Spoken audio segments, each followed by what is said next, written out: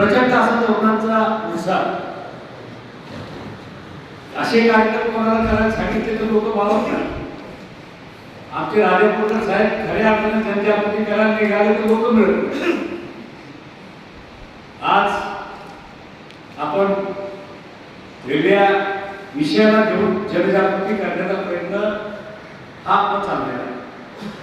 आणि काही जरी झालं तरी शरद पवार साहेबांचा, यशवंतराव चव्हाण साहेबांचा हा समतेचा विचार, हा बंधुत्वाचा विचार, हा शाहू फुले आंबेडकरांचा विचार आणि हा विचार घेऊन खरे आपण महाराष्ट्रामध्ये काढतो.